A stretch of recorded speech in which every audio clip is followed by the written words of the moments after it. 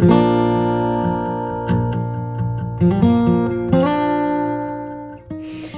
favourite thing about school is the teachers. I think they're really nice and friendly and they make me feel welcome.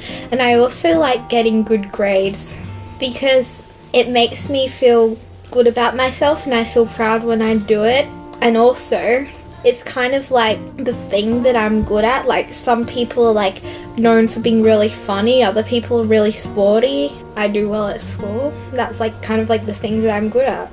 I have a lot of amazing friends and they're very supportive. Like, when I'm upset, they're there for me, but sometimes don't really like the same stuff as they do. So often I find it hard to find common interests with a lot of people. My favourite subject is Japanese all the way. I like Japanese because it's very fun. It's very good communicating in another language because you know that somewhere around the world that's how people always talk and they're probably learning English, your language. Japanese is like also my favourite class because I have a lot of friends in there and it's a really small class. I want to be a linguist definitely because I really like speaking different languages, and I also like learning about the history of languages because I've always wanted to know when people started talking. I design clothes, but I don't actually make them, I just draw them. I write sometimes, I sing, I listen to my iPod, I talk to people, although that's not really a hobby. I do little athletics, I do Russian, and I think about Eastern Europe, basically. At the time that I went to the current school, I'd already been told by a couple of principals that, their school wasn't funded enough or wasn't prepared enough or didn't have the resources. And at this particular school, it was basically the antithesis. It was, why wouldn't we have it? As a parent, it just sold me. An inclusive school looks exactly the same as any other school on the planet. What's different about it is what's unsaid, and that's that your child is accepted for who they are, so that the ability within the disability is actually drawn out, and that's what's fostered. An inclusive school, I think, also has to be willing to think a little bit more creatively, and the educational experience, not only in terms of the academic curricula, but in the whole school experience. You've got to go around and visit, you've got to talk to the people, you've got to meet the principal, but also just go around the school and just get a feel for it. It actually seems to be all about the relationships, because you've got to feel you can trust the school, but that you can also be honest with the school if you think that something's not working out, so that they can look at it from their side. When Rachel came to the school, what I learned out of that was that time is a real asset in terms of being able to change people's perceptions, because I think if you don't give people time to adjust and become accustomed to difference, then it becomes very stressful. So people need to look at the long term rather than the instant, the moment that we're in right now.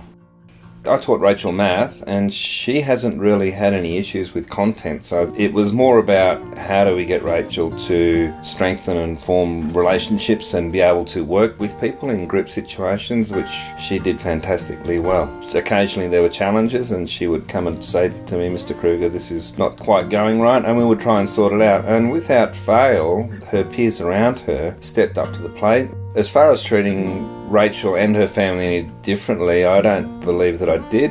When things got a little bit tough for Rachel, we worked through those in conjunction with her peers, and the feel of the classroom and the culture that we had in the classroom was very accepting.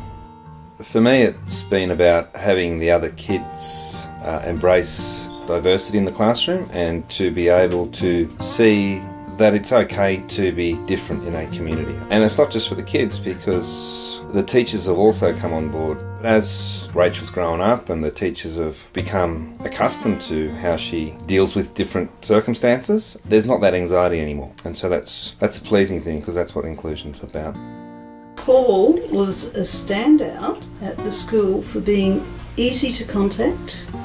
If I had an issue, I knew that Paul would acknowledge it, deal with it, and would communicate with me.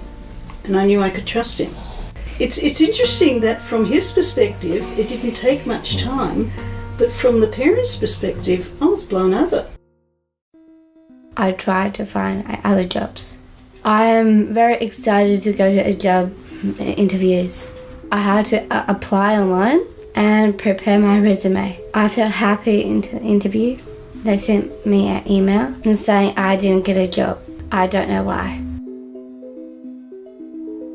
I had a meeting with Polly at Tilly's. I showed her my resume.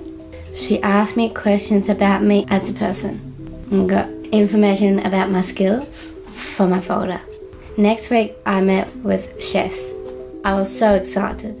Afterwards, I said to my mum, I got the job. They're going to give me a chance. I really like working at Tilly's. I help Chef in the kitchen. I need to do the wedges, and I actually cut a whole potato into wedges, and then you put it in a basket, and then you put it in a deep fryer. You have to be strong.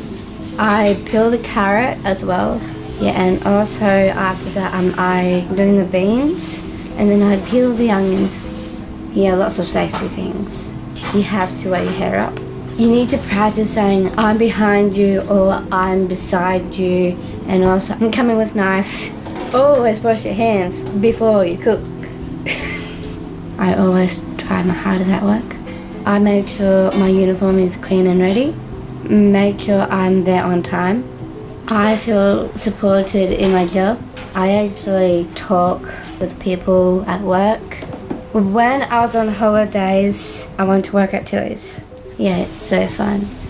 Well, I want to learn to cook because I want to cook dinner for my family, and also because I want to get a share house when I grow up.